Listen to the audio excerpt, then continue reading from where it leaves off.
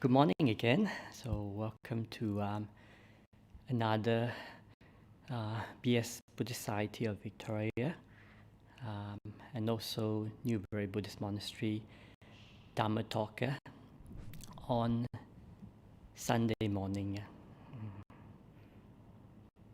Yeah, so we've been giving a series of Dharma talk. Every Sunday, we are missing a session. So, this week it's my turn to give a talk, and I'll be going on a retreat next week. So so this will be my talk before I start my retreat. Okay, I'd like to introduce myself. If you don't know who I am, my name is Bhante Cunda, and I was born in Malaysia, but I migrated to Australia about over 20 years ago. No, actually it's even longer than that, 30 years ago. Yeah, I wasn't born a Buddhist. I was basically a free thinker. I was working up the minds where I was growing up. So so I was ordained with Ajahn Brahm, and this is probably my 11 or 12 years as a monastic, roughly 12 years as a monastic. Okay, so let's introduce myself. So I'm Bhante Cunda, and I'm ordained with Ajahn Brahm. Okay, and I've been coming here supporting Newbury Buddhist Monastery for roughly 5 years. Okay, so now we can start the Dharma talk. Let's give a quick blessing. Namo tassa bhagavatu arahatu samma sambuddhassa. Namo tassa bhagavatu arahatu samma sambuddhassa. Namo tassa bhagavatu arahatu samma sambuddhassa. Yeah, I like to keep the chanting short because I'm not in Bodhinyana Monastery. I'm basically considered one of the worst chanter in the monastery.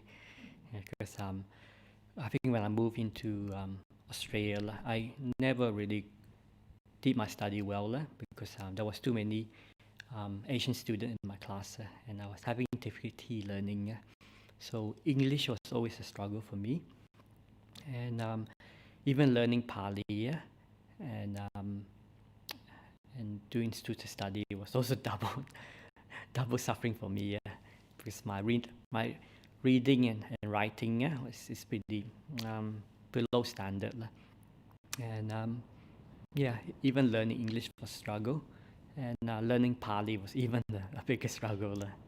It's like learning another language. So I'd like to ask for my apology if I'm not the best chanter in the monastery. Okay. So this Dhamma talk, I just like to reflect how the world is going and what we can do in terms by living in this world and dealing with just the problem that arises in this world and how to see it through with wisdom and not get caught up with it. So I think living in the monastery is actually very peaceful and quite serene compared to what's happening out there in the world. And being a monastic, sometimes we have all monastery these days, we have internet connection, so we can connect with our supporters, monastic duties, responsibility, working with our committee members and our supporters, and with just anything to do with monastic business, training, teaching, and practice. So we're all connected on the internet. So even the monastery is very calm and peaceful. It's because due to the internet connection, we can really see what's happening in the world these days. And it's quite interesting to see what's happening in the world. Well, it's like, it does change a lot. like the more I look at what's happening in the world, I realize it's a worldwide problem. So, and there's so much, I would say, with the coronavirus, you got the worldwide recession, you got a lot of protests for justice against abusive behaviors, and you got disasters, and some in Middle East you got some wars that's happening, and you have climate change. So sometimes it's quite depressing, and it does cause quite a bit of anxiety, confusion, chaos, turmoil, and very uncertainty in the world these days. That's a problem with the world. But as for Buddhist practitioner, we realize all these problems do arise from every human being's heart. As long as we are not enlightened and we are just a normal, ordinary being, not an enlightened person, defilements will always come up in the minds. So greed, hatred, delusion is basically ego. That will arise in people's heart and mind.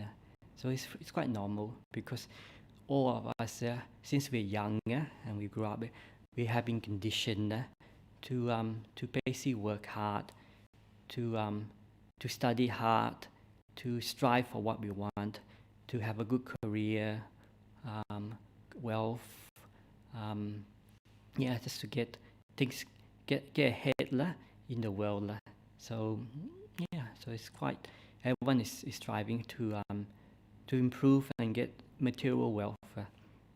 And sometimes when that's developed too much and we get too caught up with, then we can lose touch of developing our inner qualities. So inner qualities, basically the opposite of greed is being generous, being charity, giving, and helping others. So that is one way of overcoming greed. And hatred is quite easy. It's to develop loving kindness, compassion, respect, and caring for one another. So that's one way of developing, overcoming hatred. And delusion and ego, that's very hard. It's hard to see that, because we always want to improve ourselves. So the opposite of delusion and ego is basically to be humble, to be selfless, and less eagerness.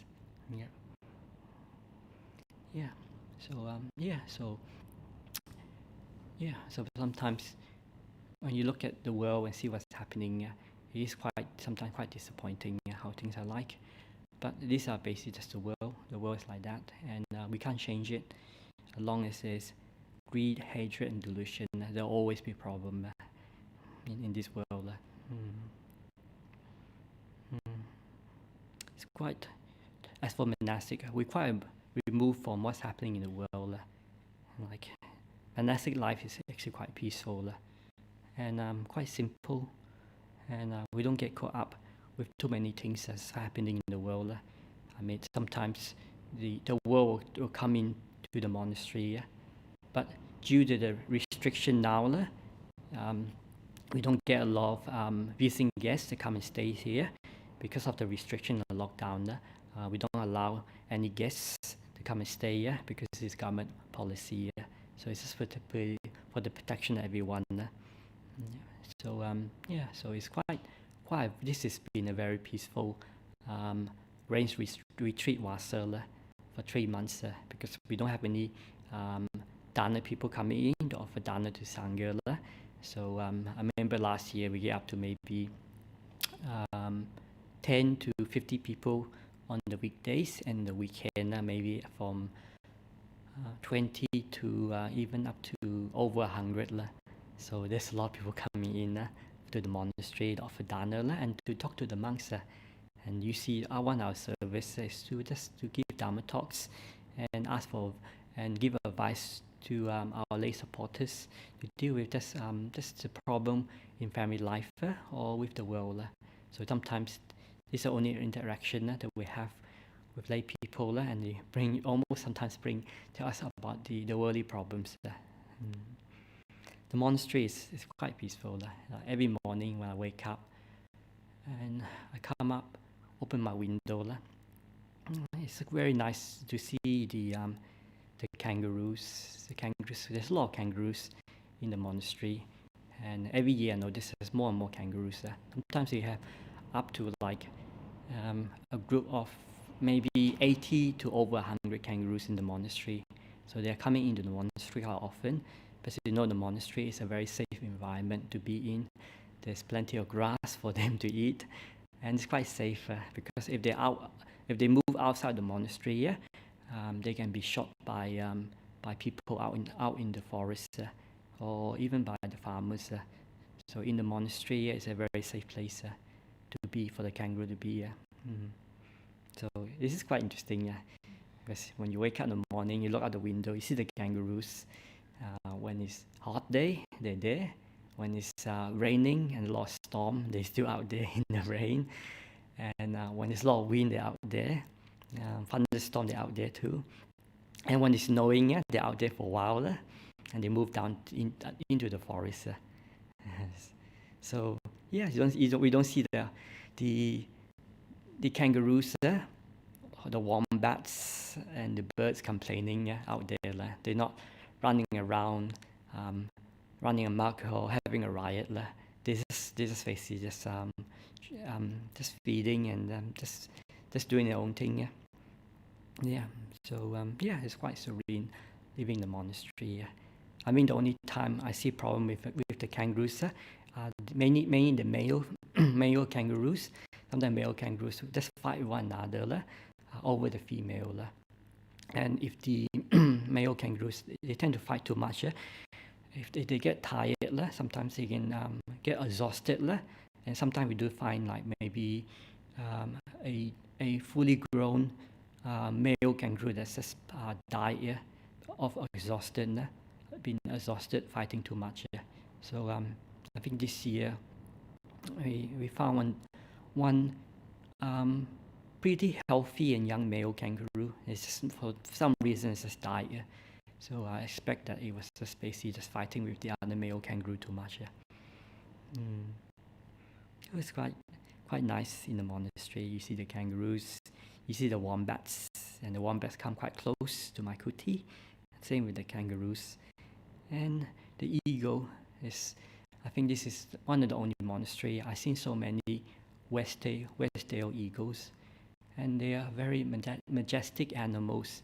They soar through the sky so quietly and beautiful. And it's quite nice just to watch the eagle soaring up in the sky above the monastery. And sometimes if they stay in the monastery too long, the magpie will chase after them and chase him away. And also it's nice to see the forest. It's very calm and peaceful. Like last Tuesday evening, last Thursday evening, there was quite a storm coming. The storm came, was a lot very windy, and the trees were moving around. And I heard there was a lot of damage in Melbourne due to the storm. And quite a few trees came down, and sadly, 3 persons lost their life from falling trees. And I thought maybe the next day there might be some trees that fell down the monastery, but I look around, I noticed there hardly any trees that collapsed. And I was wondering, wow, how come the trees quite resilient, they don't collapse. So I checked in the internet, and the internet was saying that plants and trees that grow up in the wild, in places that are quite windy, that move around a lot, they become what they call resistant to just the wind moving back and forward and blowing around. So that's the term that they call for that. It's called reactive wood or stress wood. So those trees that are grown up here with a lot of wind and storm, they become very resilient to the strong winds. So up in Newbury, we are about 800 meters above sea level. So we do get a lot of wind and storms up here. So the trees here, I notice, even if there's a big storm, they hardly break or collapse. So it's quite interesting because the Buddhists say he gave a good simile to just the way the world is using nature. So the Buddhists say these are the 8 worldly conditions or 8 worldly winds. So every human being that are not enlightened or ordinary human being, they are blown by these 8 worldly winds and conditions. So as for these 8 are happiness and suffering. So happiness, suffering, everyone that's born in this world will always seek for happiness and always try and maintain happiness and always fear the rise of suffering. So they will do whatever is required to gain happiness and avoid suffering as much as possible. So these are the first 2 worldly conditions that we cannot be avoided, that we have to basically learn to endure. And the other, 3rd and 4th one is basically fame, or being important, and being a nobody, or losing fame. So we all want to be recognized, we all want to be respected, and we all want to be famous, some of us. And when we become quite well known or famous, we try and maintain it and try and keep it, and we don't want to be defamed. So some human beings, people would like to always seek for recognition and respect from other people, and try and avoid being a nobody. It's good for monastic to be a nobody. That means we can live a very peaceful life. And the 5th and 6th ones are the praise and blame. So we all like to be praised, and we all like to be self-worth, and no one like to be blamed too much. But sometimes when we do something right, we get praise, and sometimes when we do something wrong, we get blame. And sometimes even if we don't do anything wrong, we still get blame. So praise and blame is something that is always will be there for every human being, in work, in family life, even in monastery, especially in monastery. In monastery, get praise.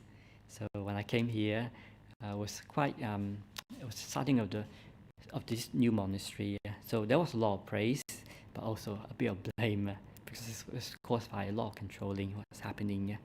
So I came here and stayed and supported this place for 5 years.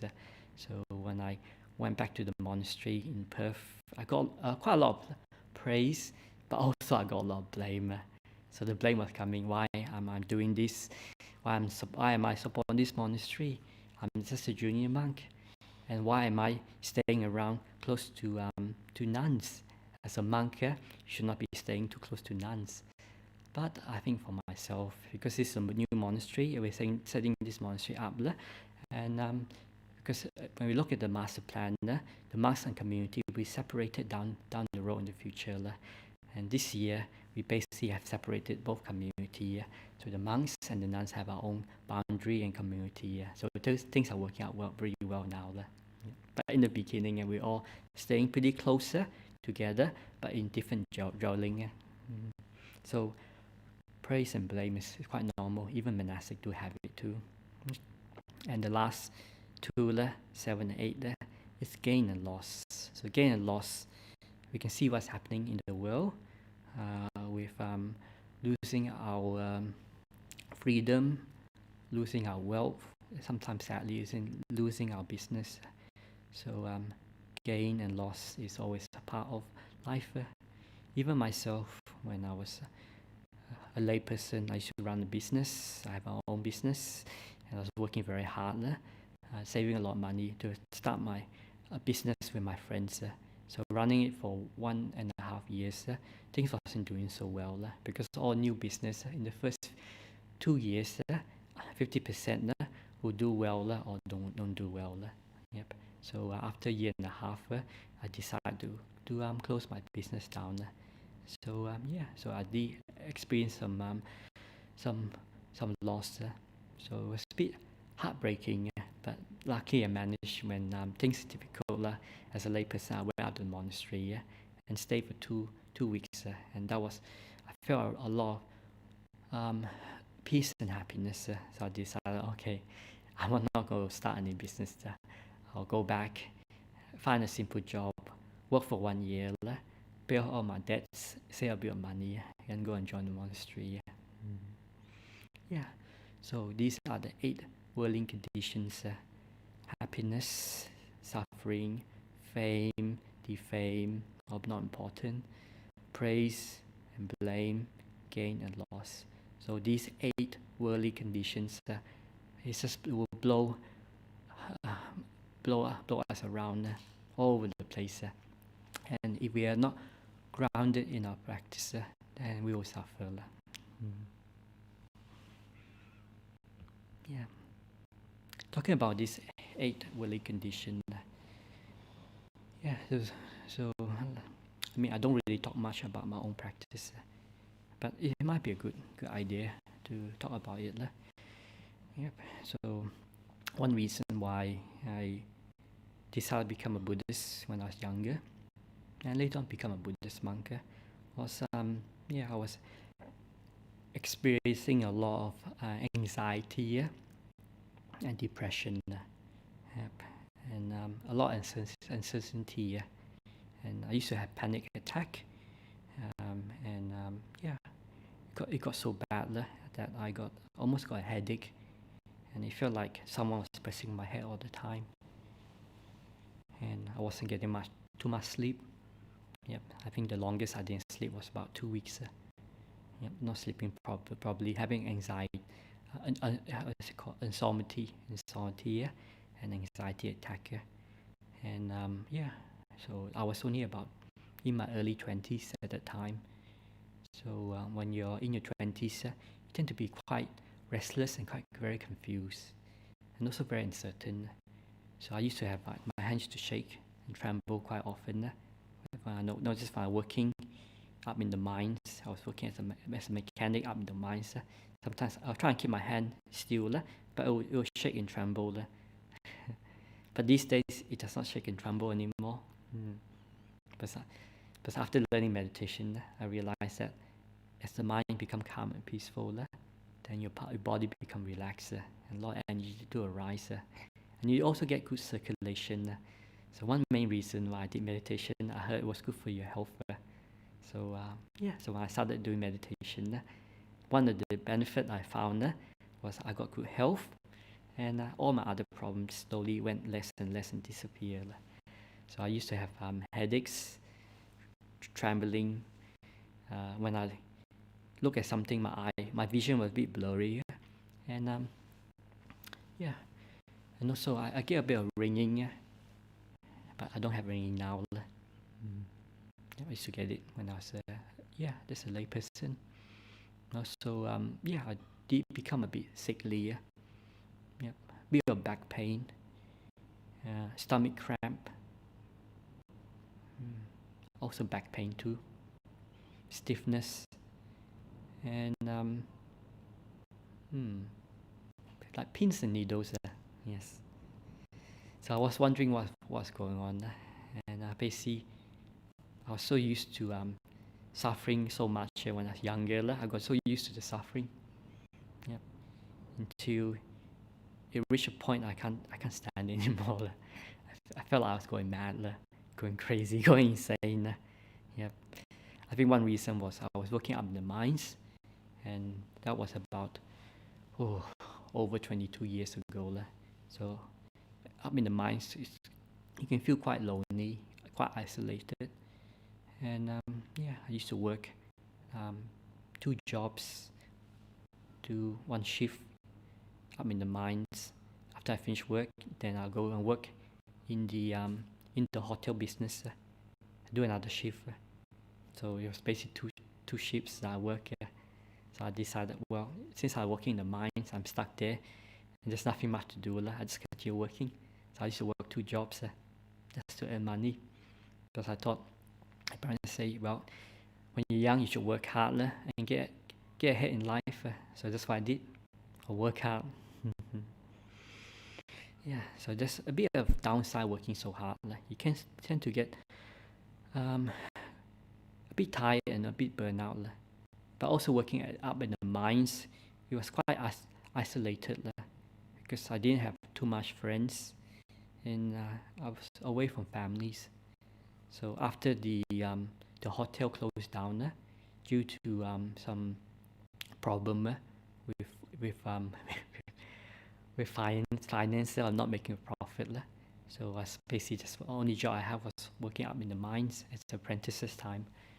But when I finished my apprentice, I work as a tradesperson up in the mines. So after a few years, it was getting to me being isolated, being alone, not being with families, not seeing my especially my family and some of my friends, because most of my friends, as they got older, they went to Perth for the university study, and so a lot of them end up staying in Perth. So myself and only my dad was at home. My dad was a very quiet person, so he did not hardly speak to me. So I think one reason for that was my grandfather was a very abusive person. So he was always giving my dad a hard time, and because of that abuse, that my dad never learned to show love towards myself and my brothers. But it's only later on, as we got older, my dad became more loving and kind towards my younger sister, and especially to my nephew now. So it's a bit sad sometimes. If you do live in grew up in a very abusive family, that sometimes people can be conditioned to be a bit cold, because I think the abuse and the trauma was pretty intense with my dad's family. That one of his brother passed away due to just having a sickness, and was locked up in a room, and not cared for, and it was my dad's brother was quite young at the time, was I think 12 years old, and when my grandfather opened to check on his son, his basically passed away. Out of some kind of sickness, some kind of growth was growing in his neck. So that's one reason why my dad really don't really speak to me, but he did not know how to care and love one another, because of that, having abusive family.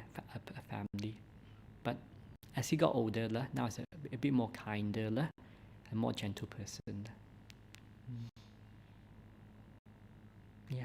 So I'm in the mines. I was working there. I wasn't talking to my dad much. Just doing a lot of work, and I do spend a lot of time in the pub, drinking, smoking, fooling around, talking a lot of nonsense with just some of the workers, and with my friends that I met at the mines. It wasn't an ideal condition to be growing up as a young person, because as in the mine you have to be quite macho and quite tough. So it actually, after a while, after a few years, it lead to a lot of depression and anxiety, and also a lot of negative thoughts in my mind. So it was basically driving me a bit insane and crazy.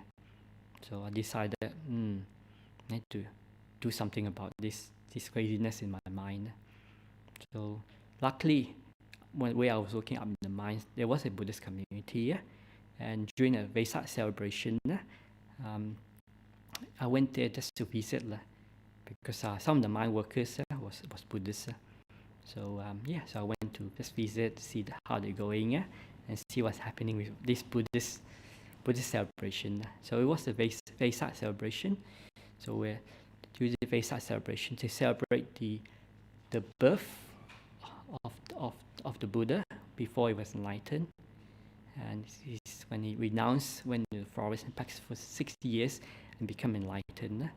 Then he continued teaching and practicing all through his life until he died in the age of over 80. I think it was 83. So in Vesak, we celebrate the birth, the enlightenment, and also the passing away of the Lord Buddha, the Parinibbana. So I went to that celebration, and it felt very peaceful with the flower, the incense, and the chanting. And I felt a sense of peace and serene. So it was quite nice. So that was one of my first Buddhist experience, going to a Buddhist celebration. So I got quite interested. I told myself, wow, so much problem in the world. Maybe the Buddha will have answer for what's happening in my heart. So I decided to ask one of the supporters or the committee member at that Buddhist center. And I asked him, is there any books I can borrow?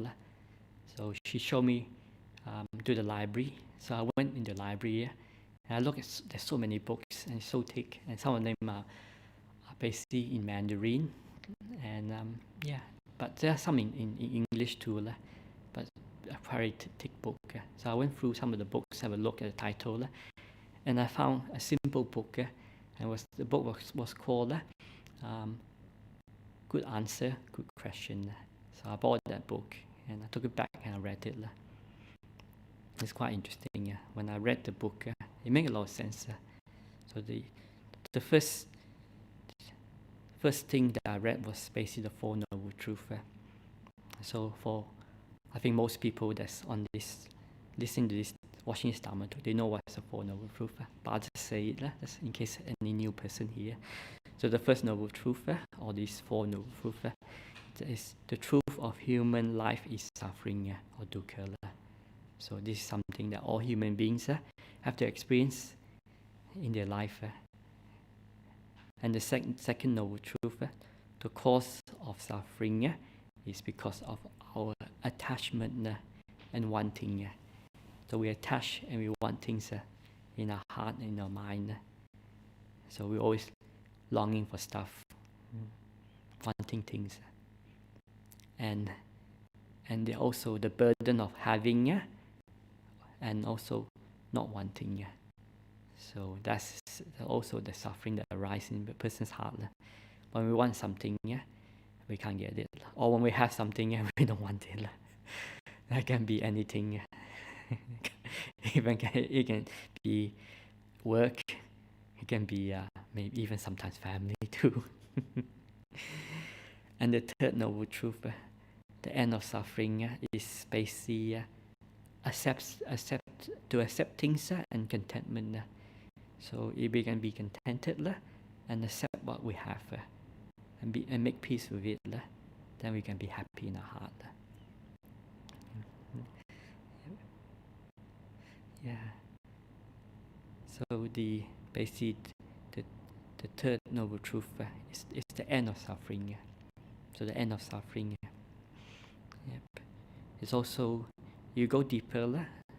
So Four Noble Truths, and the fourth Noble Truth, the last of the Four Noble Truths is the truth of the path leading to the end of suffering. It's basically an eightfold path. Yep.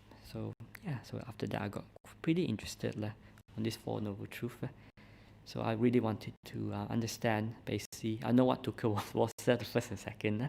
Experienced it my whole life when I was growing up to my early 20s. So I really want to understand the third and fourth Noble Truth, the end of suffering, and the path leading to the end of suffering. So so I continue reading on. But also the other thing that I read that was quite inspiring, that mean a lot to me, was the 5 moral virtue precepts. Yep. So these 5 precepts, when I first read it, it made a lot of sense, and I realized, maybe I used to be a Buddhist in my past life, because I always have a view that we should always take care of one another, respect one another, and not to harm one another. Yep. But I saw a lot of my friends messing around and doing a lot of dodgy stuff. And I didn't really want to be a part of that kind of behavior when I was working up in the mines. Yep. So these 5 precepts for anyone that's quite new to Buddhism is basically is to refrain from taking life. That is basically killing a human being or killing of any living beings. Yep. And the second precept is refrain from taking what is not given freely. That is basically not stealing.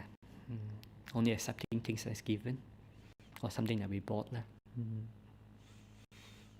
Yep. And the third noble truth is not to commit like any misconduct or something like adultery outside being marriage.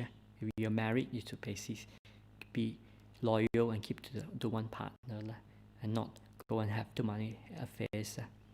But I see some of my friends they're married then they end up having divorce because they have an affair with someone, and it really hurts the family, the kids, and the partner. Yep. So so we should be basic just have one partner. And the fourth precept is restrain from wrong speech. That's mainly lying, not been making things up, or even that it also includes harsh speech or too much gossip. Yep. We should speak truthfully and honestly. That way we get respect, and we don't have to worry what we say. And the fifth precept, at that time when I was working at the mine, I found it was pretty hard because I was drinking a lot, also smoking a bit, and I did try drugs a bit, just to experiment. But as I became a Buddhist, I stopped taking drugs and basically cut down on drinking as much as possible until I stopped. But what do I expect? I wasn't born a Buddhist, so when I was young, hang out mines, up in the mines, I just hang around with bad companies, and to fit in, I did a lot of silly stuff. But now I'm so glad that I came across Buddhism when I was quite young. Yep. So this is the fifth precept, basically not taking things, basically not drinking alcohol and not taking any drugs that will that will cloud the mind and confuse the mind. Yep. But it's quite sad because you look at a lot of traffic accidents out there, and a large amount was caused by people just getting drunk, or even taking under the influence of drugs. A few years ago, there was one young Sri Lankan lady that came over here to visit one of the junior nuns was ordaining. So it was one of the junior nuns' cousin. She came all the way from Sri Lanka to study in Melbourne. And one time she was crossing the road, and basically she was crossing on the crossing, the red light crossing, when it turned green. So for the people crossing the road, it was green for people to cross. So he was crossing when it was fine, it was clear to cross, and someone just drove really fast and hit her and killed her on the spot. Yep. And later on, that person was caught, and he was basically under the influence of, I think, basically a mixture of alcohol and also drugs. He wasn't aware. So this precept of basically not getting wasted with drinking too much and drugs is very important, because it does lead to a lot of harm. Because I remember when I was younger working up the mines, I used to drink so much that I used to just get into argument. Now I say things that wasn't skillful. Yeah. So this reframing from alcohol is very difficult, because we do live in a culture where people drink a lot, but it's always good to avoid drinking as much as possible. Because I remember when up in the mines, when I stopped drinking, I found that I was invited to parties more because I would drive my friends to a party.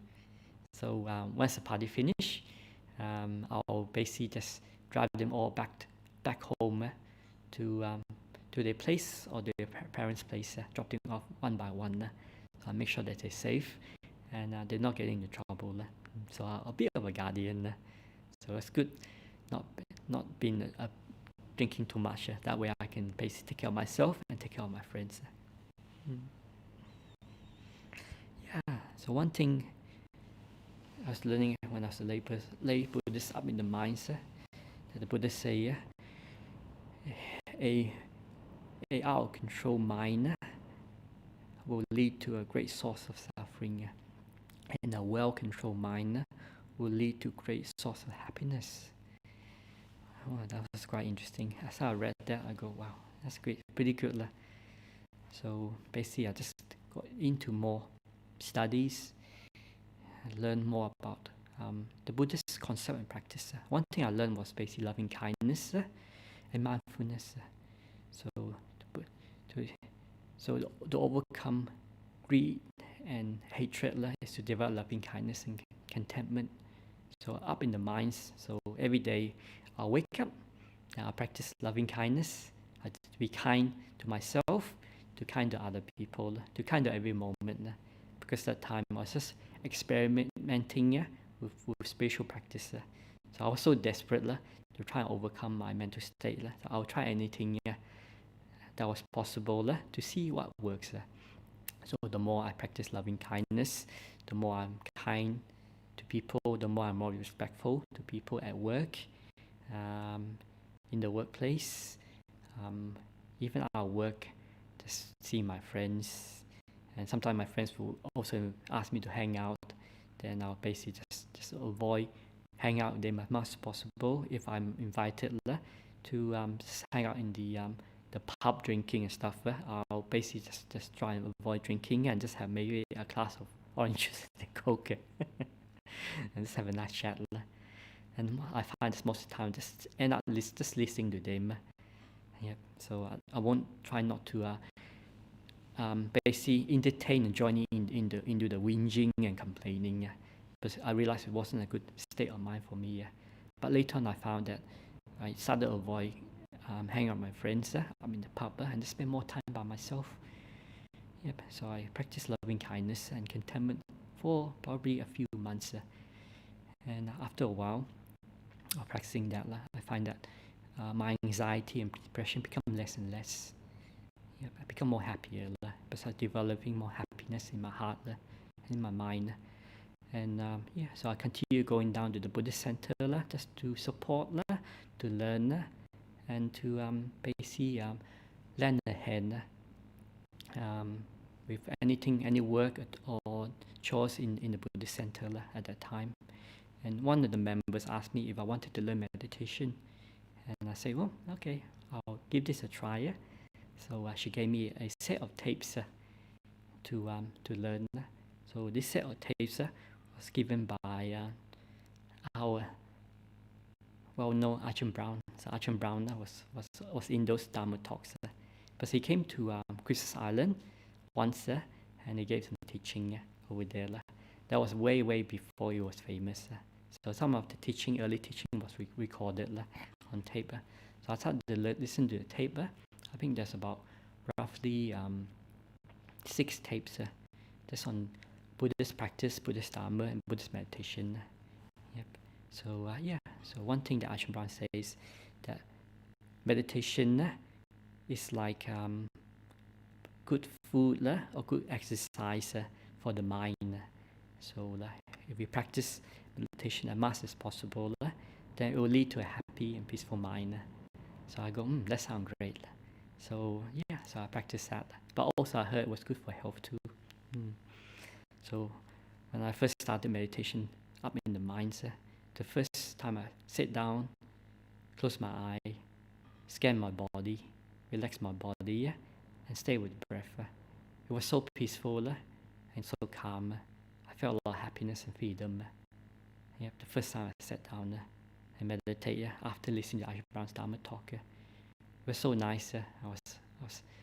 I never felt so much peace, happiness and freedom almost my whole life.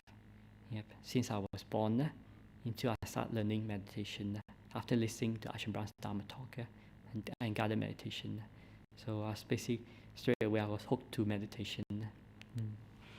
So I spent a lot of time basically just being by myself up in the mines and just spend a lot of time driving,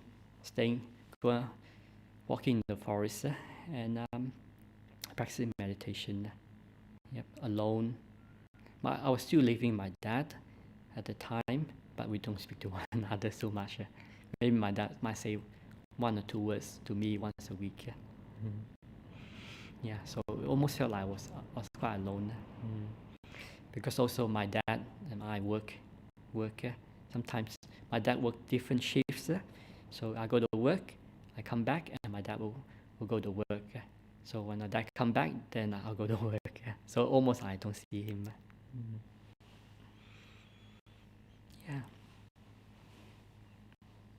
I think one of the nicest time I have practicing as a Buddhist, practicing meditation was up in the mines, because I didn't get involved too much with my friends, and the mind was very peaceful.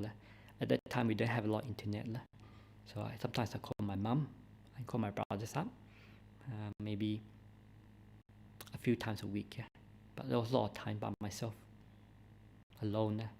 So all my spare time after work, I just do a lot of Dharma studies and also Dharma practice. And my spare time I go out to the local Buddhist temple to help out. Yeah, so that's my early times when I was practicing as a lay Buddhist for roughly 11 years. So after, when the mind was basically restructured, my dad took redundancy and he left the mines, and I stayed on for like another 4 years. And after 4 years, they offer a second round of redundancy. So I took the redundancy and I left the mines and I moved down to Perth to stay with my family. That was nice to see my family. I mean, there was a lot of things to do, going out with my friends and my family, going to the movies, going out to the restaurant, going sightseeing, going shopping. There was a lot of entertainment and a lot of things to do in Perth, especially coming from the mines. I also grew up on the mines on Christmas Island, so I was a Christmas Islander. Yep. I mean, the good thing about growing up on Christmas Island is a very safe environment. We feel very protective. And it's a small community, so people tend to care for one another. But you see, as the kids grow up, most of the kids and some of the parents will move down to Perth because the kids will go down there to do higher study in high school and university. And most of the kids, when they grow up, they decide to stay on up in mainland Perth. But myself, because I was pretty hopeless in my study, I decided, okay, I'm not going to manage to find a good job in Perth. So I decided, okay, I'll take an apprenticeship. And I did got an apprenticeship up in the mines. So I was in Perth for a short while. Then I went back to the mines to continue my practice. My apprenticeship before I become a practice monastic. But that was before I moved down to Perth. Yeah, so moving down to Perth was quite interesting because there was a lot of entertainment.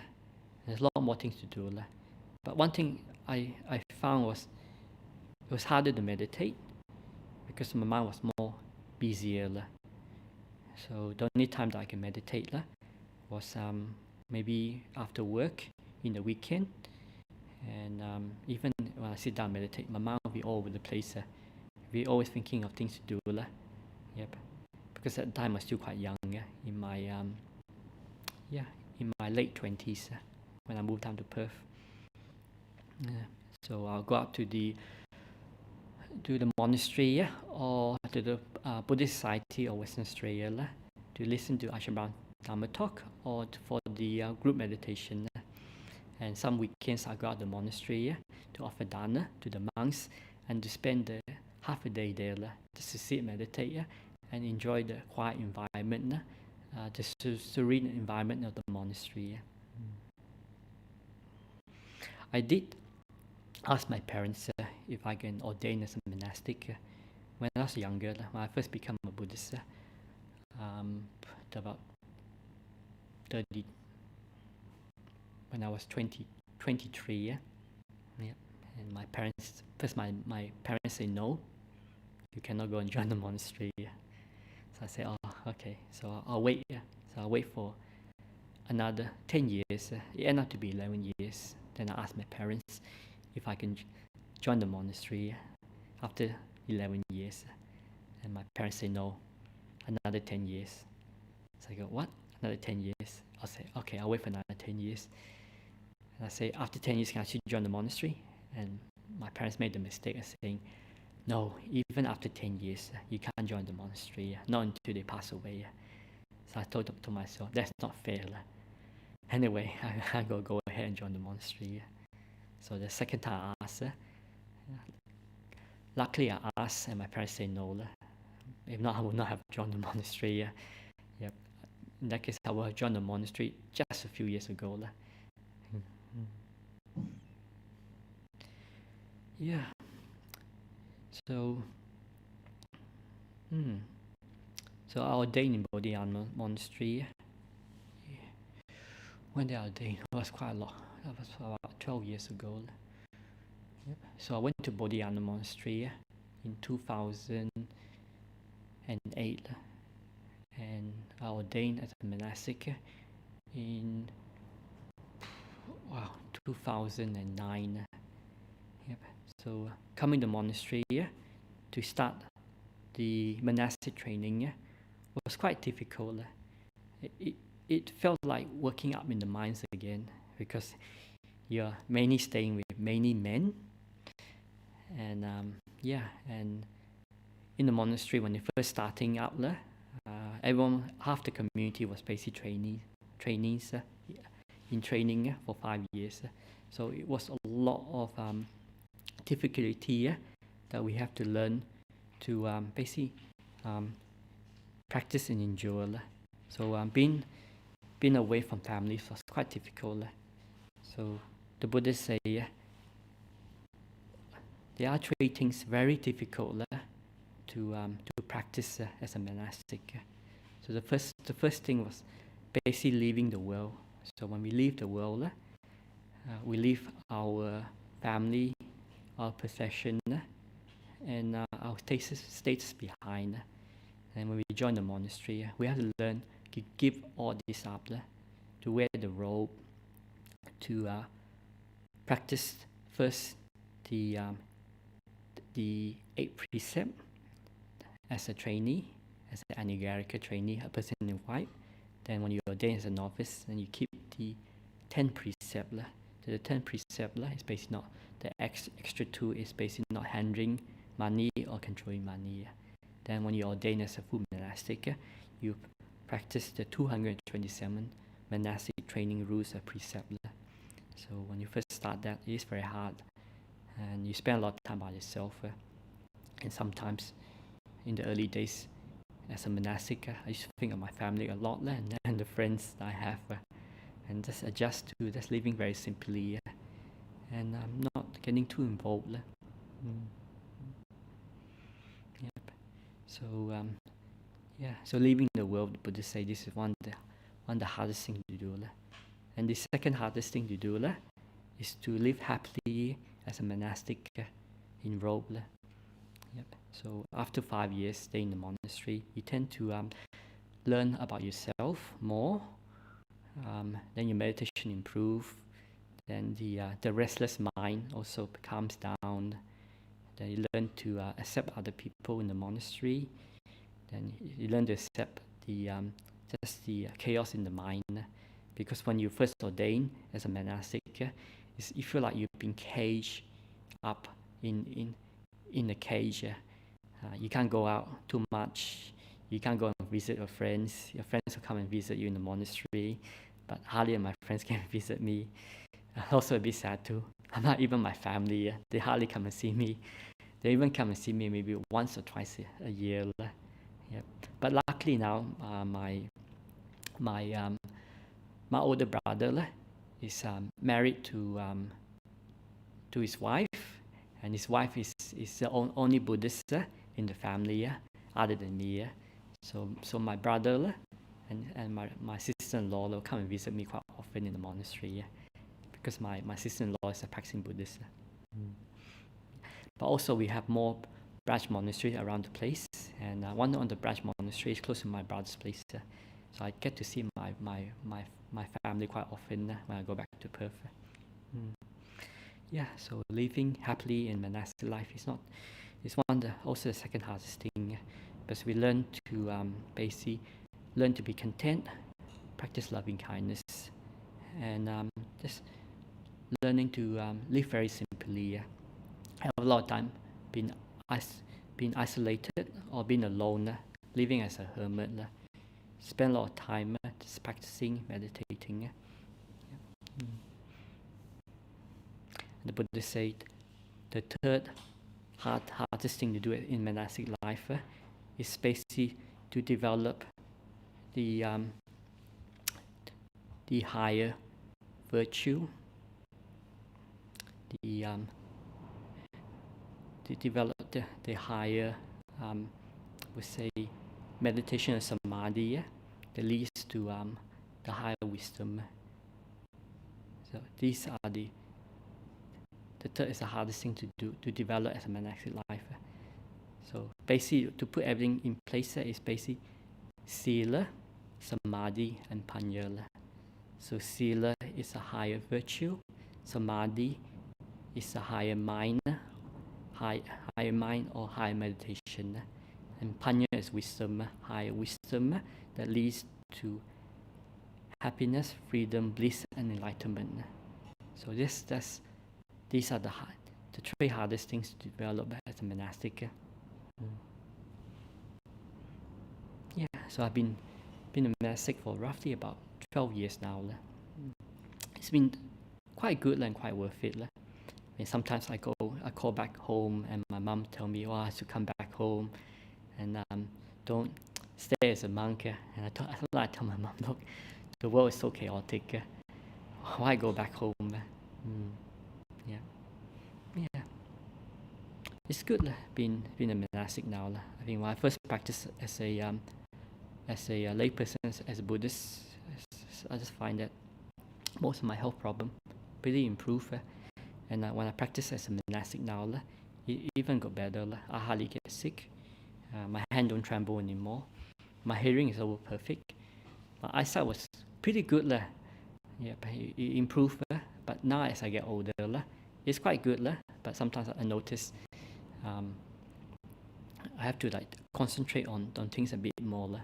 Because as I get older, I think my eyesight is not as good as it used to be. But it used to be worse when I was younger.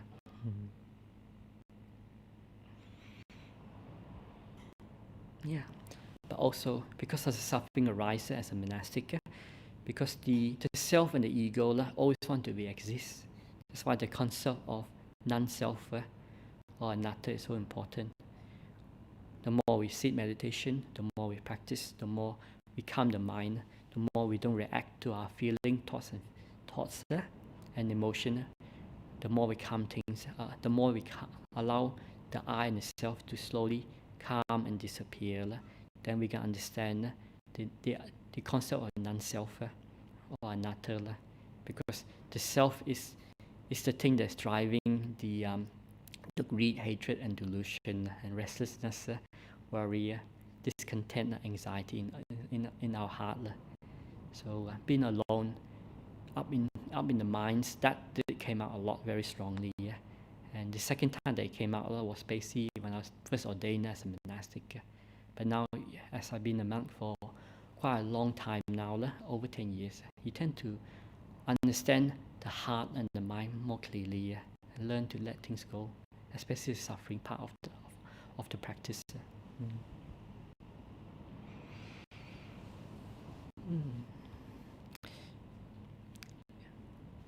anyways, it's 10 o'clock. So is there any questions? Yes, Bhante, we have 2 questions. Yes. But before I start with a question, perhaps just a comment I thought maybe it's worth mentioning. One of our listeners basically said, thank you very much for speaking so openly and sharing about your life with the audience. No, you're welcome. I mean, it's a lot. I do get a lot of questions. One question that people ask me a lot is, why did I become a monastic and why I become a Buddhist? And the main reason was because I was suffering a lot. I was basically going crazy. Sometimes even have suicidal thoughts.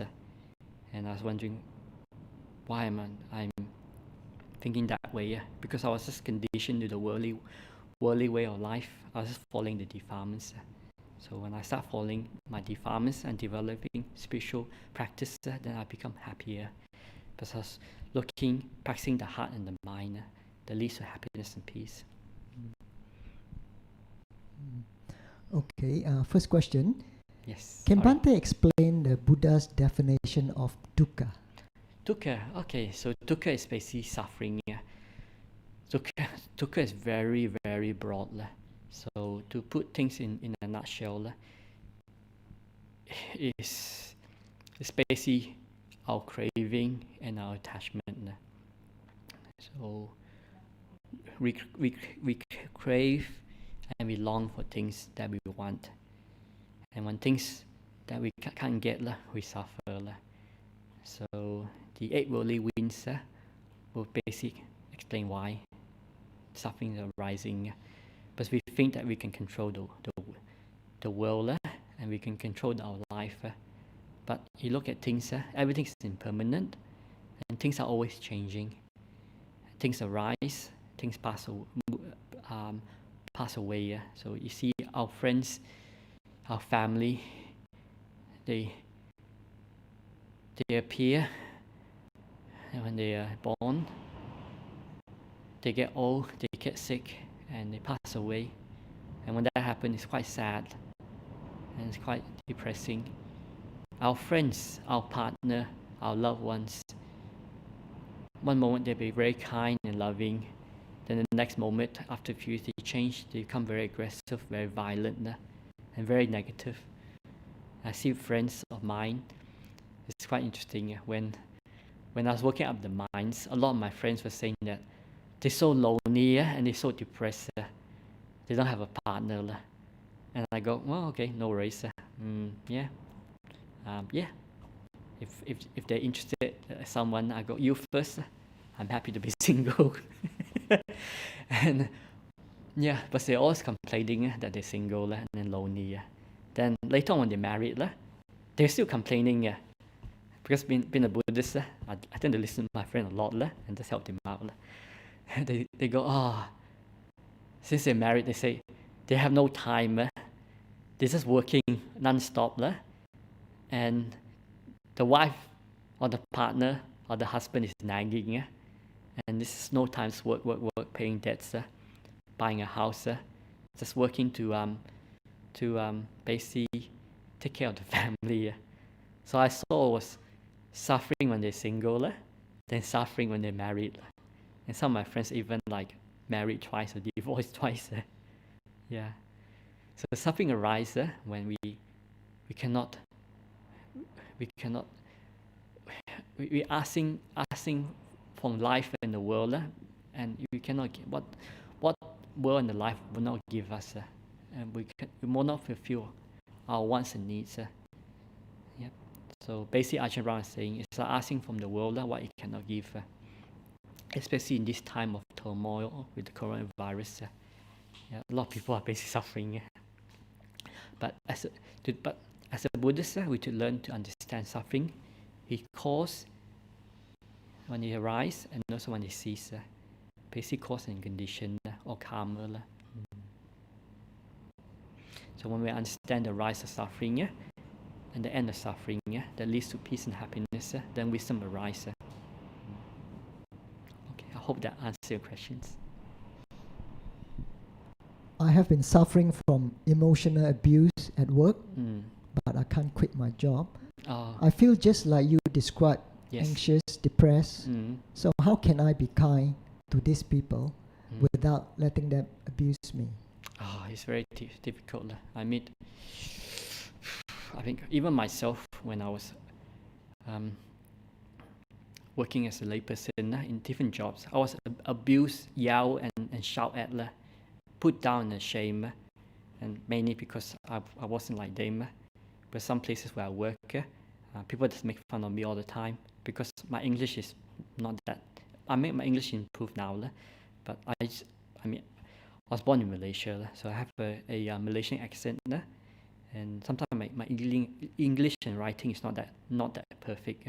So people like to make fun of me because I'm not a very smart person, and they will basically push me around and abuse me. I mean, don't hit, not like hitting me, but use verbal abuse. So it's really hard to deal with it, yeah, especially up in the mines. Yep. So they call me a lot of funny names.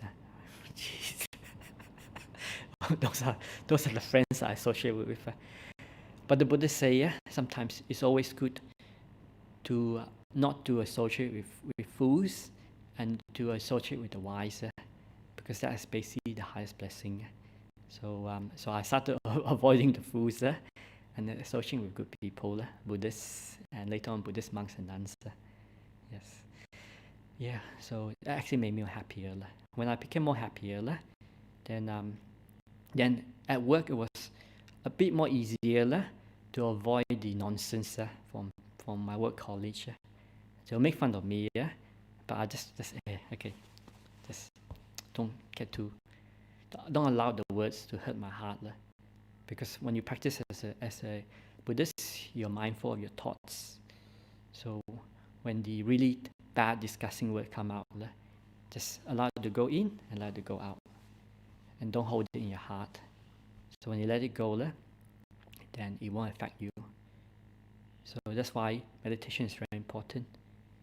When you calm your mind, you calm your heart, the hurt does not repeat in the mind as an echo over and over again. Then we're free. Then we learn to forgive other people. But the reason why people are so aggressive is because they're hurting inside, hurting a lot. There's one thing I realized up in the mines, because people are so unhappy. The mines used to have a very high suicide rate because a lot of depression. And sometimes the suicide do happen is when the men go and work up in the mines, they work so hard, they go back, they give everything to the family, house, property, and later on they go to work, then they find later on the wife file a divorce because they're not spending too much time at home.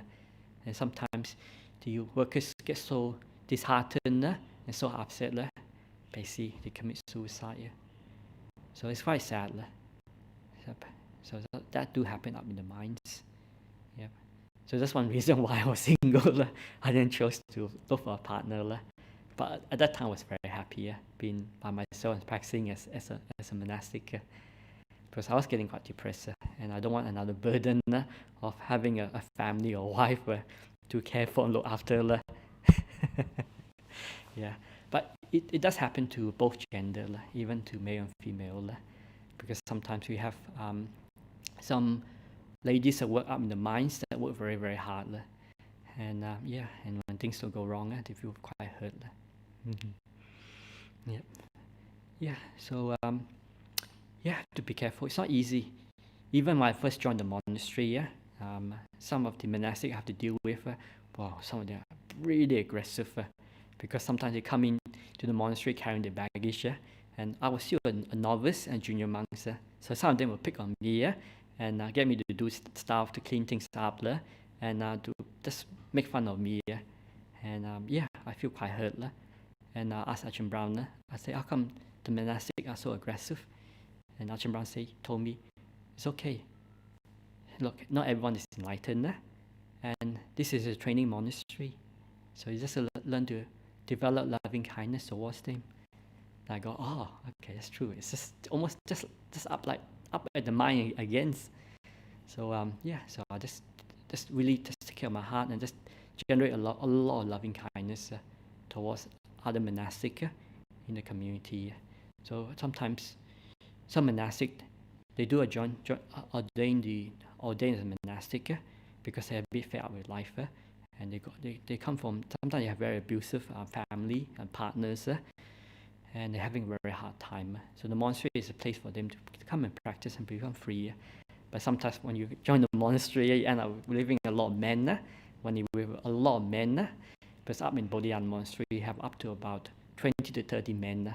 And when you have that many men together, or monastic, it can be quite aggressive and very competitive. So it felt like up in the minds again. But not all monastics are like that. And if they don't disrobe and end up practicing for like 5 or 10 years, they become very good and very inspiring monastic. So you look at someone like Ajahn Brahm, Ajahn Brahmali, Ajahn Api, Ajahn Sangaratana, Ajahn Chittapalo. Ajahn Chittapalo is here too. He's been enrolled for 22 years. So I know him for 10 years, and he has mellowed a lot.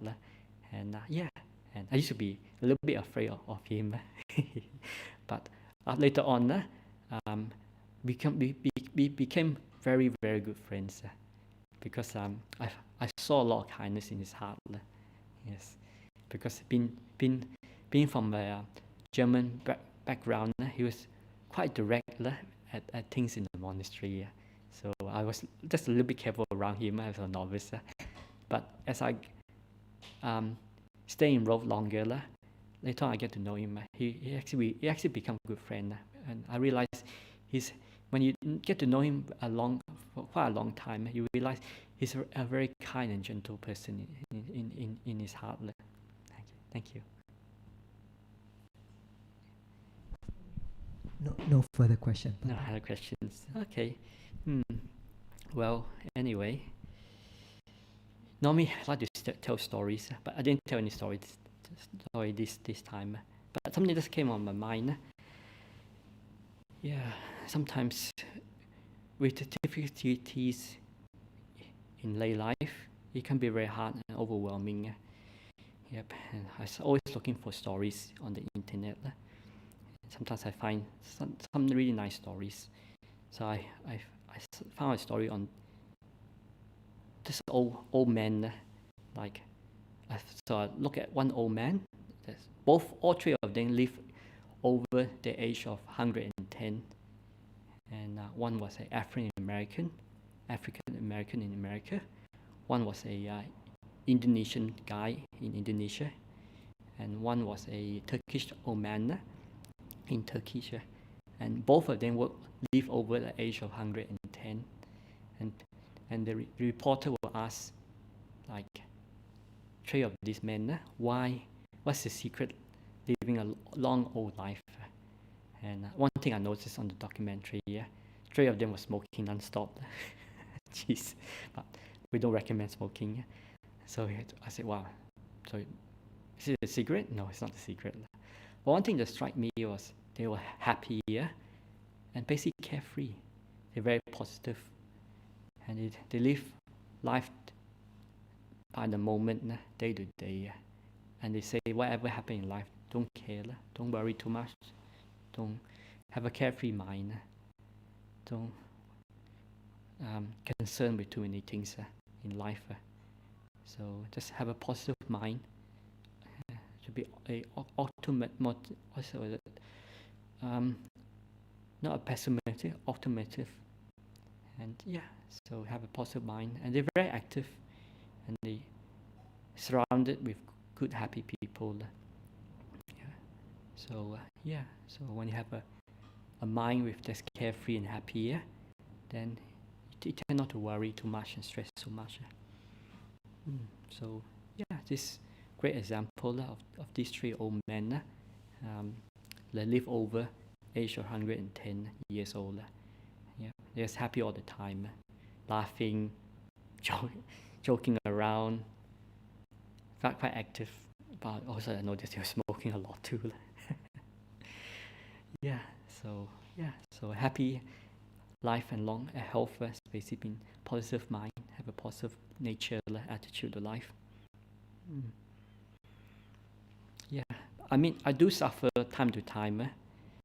I mean, I'm not fully enlightened. So there is defilements that arise in my heart time to time. So yeah, so one thing I can recall is one time in the monastery, because I was a mechanic up in the monastery. So I used to basically fix a lot of cars up in the mines. So when I moved to the monastery, one of my jobs that was basically fixing cars. So we have a fleet of 8 vehicles. Most of the vehicles are donated to the monastery. So we use it as a fire truck, as trade work vehicle, trade transport vehicles. So we're giving a lot of vehicles donated to the monastery. So my job was to fix out all these old bomb and just keep it going.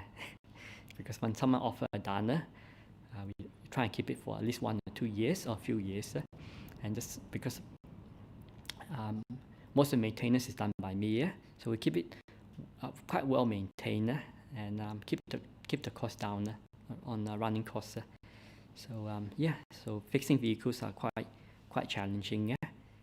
But sometimes they get every 2 years they get damaged quite often. Sometimes major crash. But one year was pretty bad. So a car was donated to the monastery. So I basically was taking care of the vehicle. It got smashed at the front. So I go, okay, so it's good to learn some panel beating job. So I took out the bumper, I panel beat the bumper and the side fender, make it straight, paint it a bit, then okay, done. So it's just a month we got it, it got hit in the front. Then 2 weeks later, it got smashed at the back. I go, oh, okay, no worries. So it's okay, it's just a mistake. So I took out the back bumper and just hit out everything, make it nice and flat and straight again and curve. So it looked nice. Put it back together. Then I went to India for pilgrimage. Then I came back, I looked around, checked the vehicle. Then guess what I found? I found it was damaged a third time. Then I basically lost it. I said, those monastery any drivers, they're so hopeless. They can't drive it. They don't respect the vehicle. Then I just noticed I was just complaining. I go tell them off, and I just realized I become very negative. And once I become negative, I feel like you feel a bit of pain in the back or tension in the stomach. And I realized, oh, okay, I need to stop complaining, stop whinging. I just fix the car. Okay, so I just stopped complaining, just fix out the car a third time. So difficult teachings do arise. And going to India for the pilgrimage, one time I found myself complaining a lot too, because when you go from one place to another place, the bus ride can be 4 hours, sometimes even 6 hours. And when you're stuck in the bus, you're tired, it's hot. Half the people might be sick in the bus, coughing non-stop. And sometimes we have monks that are giving a Dharma talk, and there was this monk that's giving a Dharma talk. He was talking about some kind of thing that was so boring, and I was complaining. The more I complained, the more upset I became. Then I felt a cramp in my stomach. I go, oh no, geez, I guess I need to go to the toilet. Maybe I might have diarrhea, but we're still driving in the middle of nowhere. And the more I complain, the pain in my stomach got worse and worse. And I felt a bit more sick and sicker.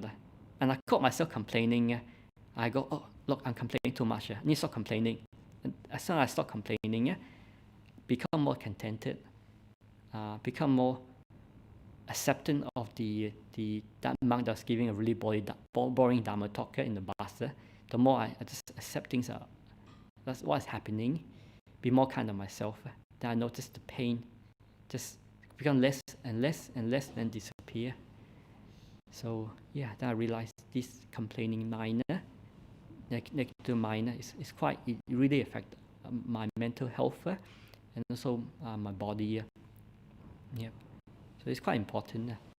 So I do have anxiety arise sometimes. I think the last time they arise was only for a short moment. So I lost the key, and not any key. I lost the master key to the Sangha house and to the kuti. And I went around the whole place looking for it for like 20 minutes. And I felt this pain from my back just arising because I'm having a almost like anxiety attack. I go, oh no, this is no good. So I stop and say, okay, it's not too bad. It will turn up. Then when I walk out the door, I saw the key was in the lock. I was going, oh, good, lack of mindfulness. Yeah, so it's not as bad as before. It does arise from time to time. And so these 8 worldly winds, it affects a lot of us. It is funny because it's funny and not funny. Every year before coming to Newbury to visit, I usually go and visit my family before coming over to Newbury to support Newbury and BSc. And when I came over to visit my family, my mom was very happy to see me. So I came home for 3 days. So the first day I arrived, my mom was there. She was very happy to see me. So we have a quick chat. And my mom told me that your grandfather is getting quite sick and he's got cancer. He might not make it. I told my mom, oh, okay, well, we see what happens. My mom said, no worries. She'll give her family a call in Malaysia. So I went to my room, I rest, I unpacked my stuff. Then I think 1 or 2 hours later, I heard my mom crying very sadly. So I go, oh no, I guess my grandfather passed away. Yep. Yeah, so things change very fast. One moment everyone's very happy, then the next moment everyone is quite sad. But it was good. I was there. So I was there to just be my mom, have a chat with her. It's quite funny when I went back home. Okay, so yeah. So I hope that Dharma talk wasn't too boring, and please forgive me for giving a bad or boring Dharma talk, and please forgive me if my accent or my pronunciation is not that good. There you go. I make peace with myself. Okay. So we finish.